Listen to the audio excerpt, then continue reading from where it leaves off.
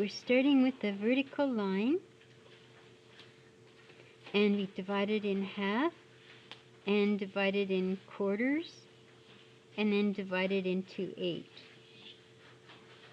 Okay, and this is going to represent feet, so we start with 0, 1, 2, 3, 4, 5, 6, 7, 8.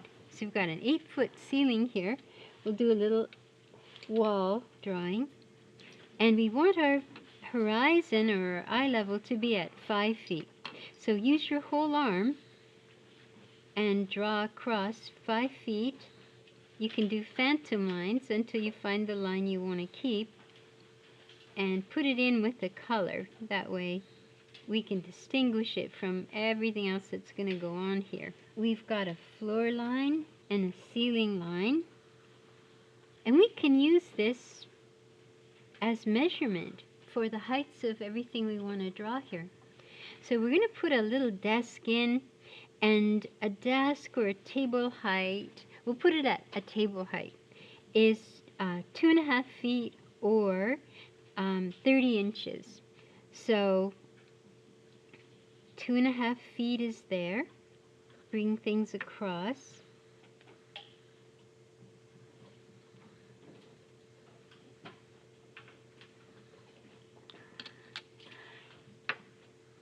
And we'll put it about this wide. So it's a little bit on the wide side.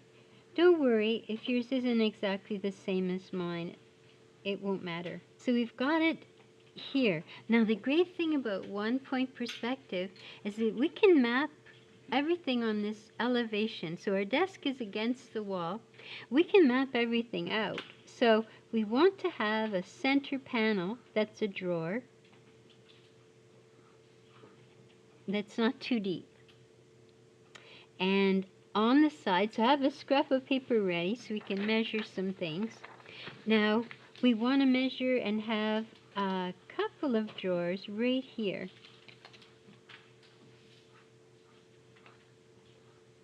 So after you've taken that, then you take the same measure and do the same on the other side. And to drop it down, you can just join them up lightly.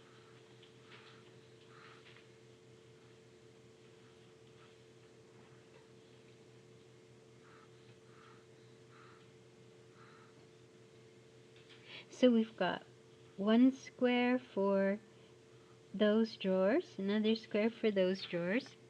Now, this as it stands is right on the wall, like that whiteboard. So we want to bring it out onto the floor. The way to do that is to have a vanishing point. So let's put our vanishing point, let's put it here. Now I know yours may be slightly different than mine, but that's okay. This is about discovery, so don't worry too much about that.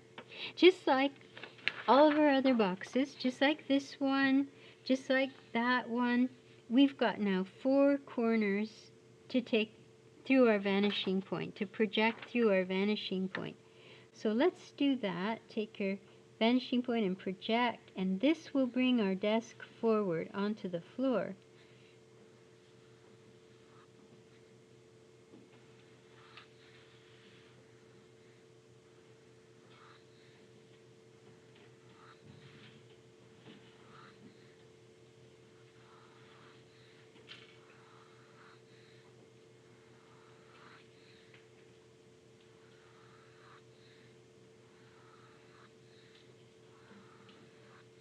Now don't worry if your lines are a little off or anything like that. This is sketching.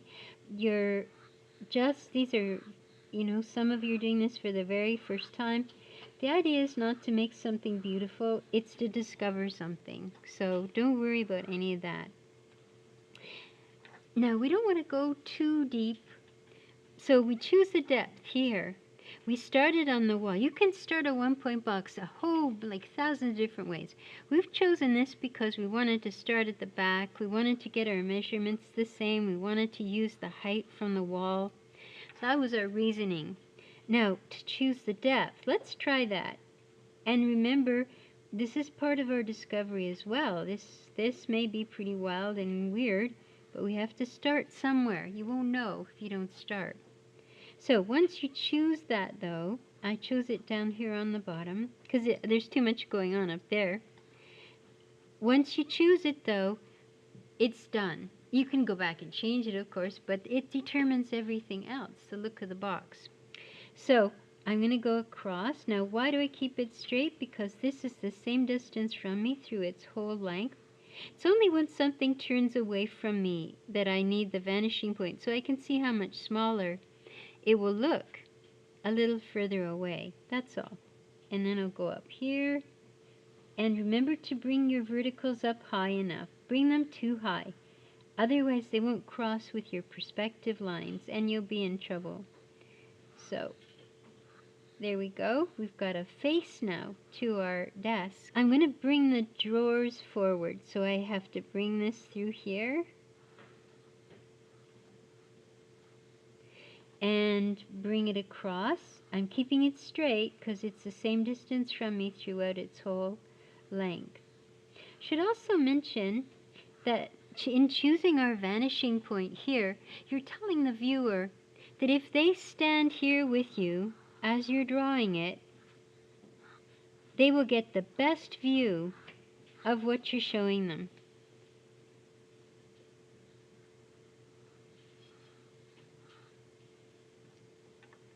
We can bring forward the width of our shelves, our drawers. There, bring that forward. And that gives us the width of our shelves at this point.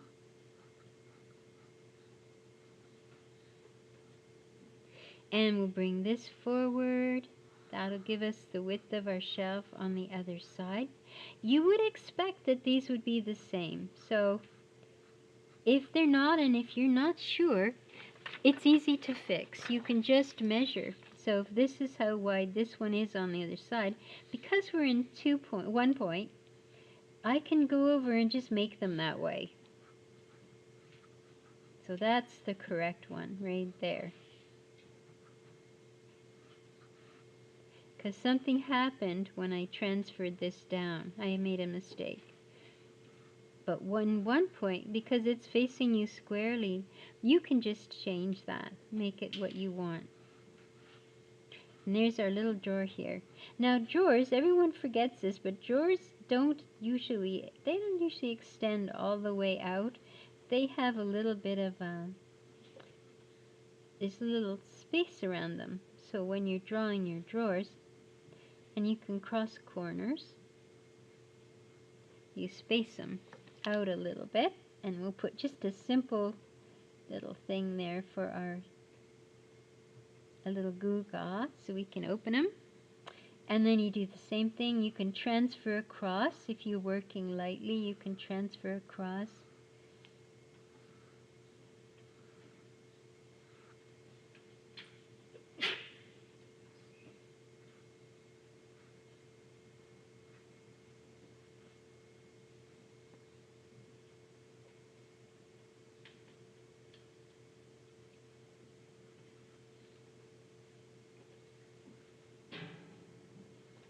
There we go. And this is great. We've got the top of our desk out here.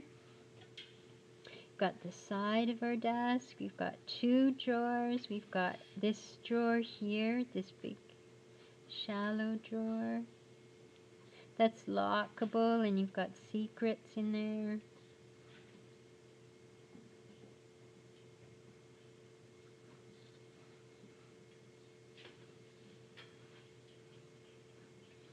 Now, the feet, to put our, oh, we need this line. This line because the drawer hangs lower than that. So we're going to see that. We'll see that. Now, for our legs, we can put them in 4 corners. A box in perspective, in 1 point perspective like this. And that box, what that box is, it represents this box where the feet are. or the leg. If you make an X from corner to corner, it'd be good if you drew this somewhere, as you'll be using it thousands of millions upon thousands of times, and you choose where you want the legs to come in, or if you want to make the little squares in the corner. Say I want to make a square leg that big. It has to touch the X though. It has to touch my orange line. Now all I have to do is come across, and where it touches the orange line over here, then I get this square, and I use my vanishing point, bring it back where it touches my orange line here. I get another box, bring it over, and where it touches my orange line here, and I can use my vanishing point, then that gives me the last box. So just by making a choice and following through on the X, I'll get all four corners of my box. And then it's just a matter of seeing which ones will actually matter. So this one, if I bring a vertical up here, that matters. I'm going to see that. This one matters. I'm going to see that. But I'm not going to see that one at the back. I'm going to see this one. And I'm going to see this one. And I'm going to see this one. But I'm not going to see that one. So there's no need to draw that one. I'm going to see this one. And I'm going to see this one. And that one's hidden, so I don't see either of those. So you see, you can see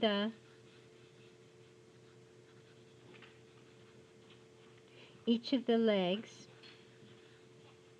you'll be able to see.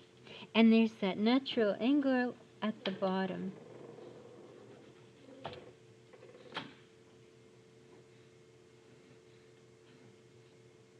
And it's all based on that little X there. And this one, you'll see this corner, and this corner, and this corner.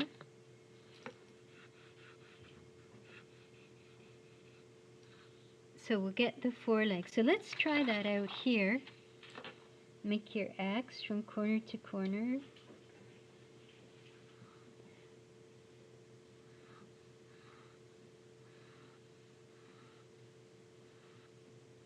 And choose the size of your square that you want for your legs.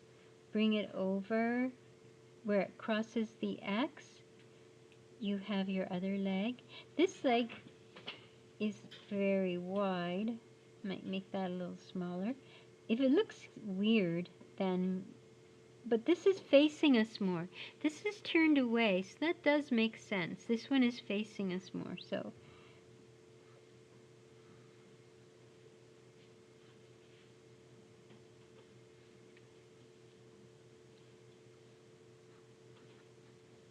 And remember that you're going to see the front and the side of this leg, the front and the side, and the front and the side, and the front and the side.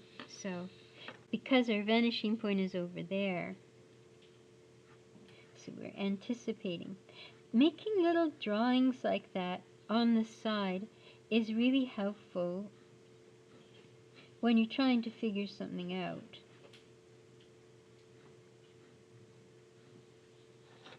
These are terribly wide legs, so I didn't make a very good choice here, but we might make them a little narrower and have them come inside, not be so wide. If yours are fat like that and you want to make them thinner, just make them thinner.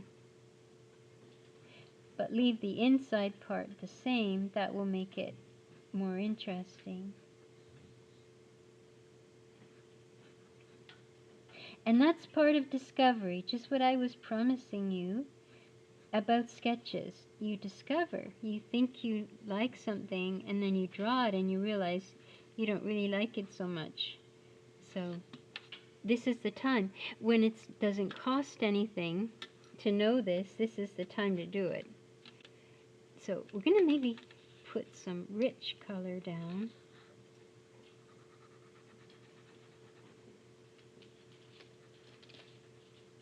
So I'm using a little bit of orange and a little bit of the purple, because this is rather a red-orange.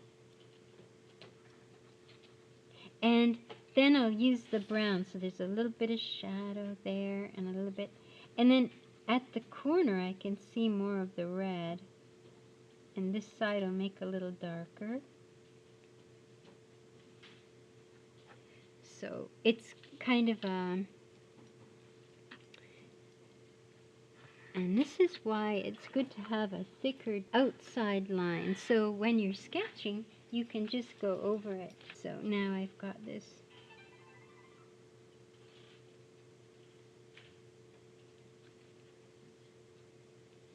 And remember, when you're doing your outlining, you should just be outlining the outside lines. I outlined the inside line because I was making a mess here, but really should only outline the outside line. And remember, when we use the pencil crayons, it's as if we're using the markers. We're getting ready to use the markers. So we're playing around with the idea. Now on the desk, we can put a lamp. You know those beautiful lamps that come up and then they curl over, and they're like a cone. They have a beautiful... Now this is below eye level, so we can't see inside it. But they're lovely. They have that beautiful... Maybe there's a little laptop sitting on the desk, so we can put a little...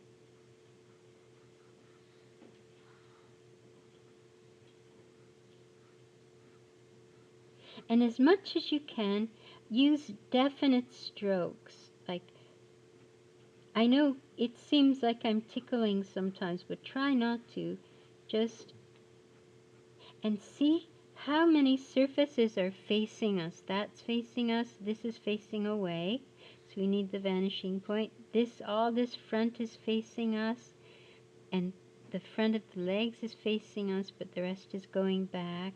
Let's put one of our sketch figures in so we can see how our drawing stacks up. Now, as long as her eyes are on the eye level, because she's 5 foot something, so we'll put her eyes on the eye level.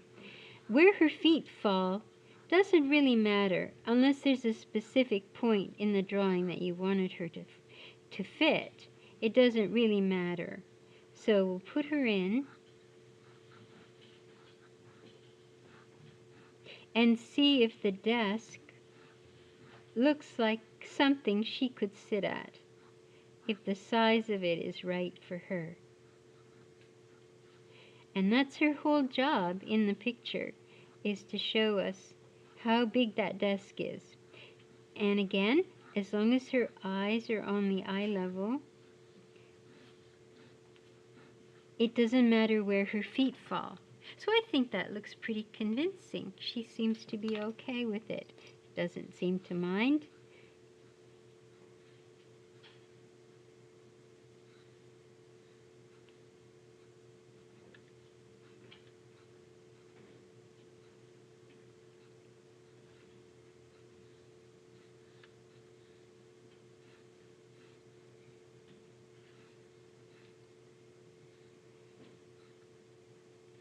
She looks rather earnest. She can't wait to get down and sit at her desk and get back to work. Good for her. Okay, so I think she fits okay with our desk.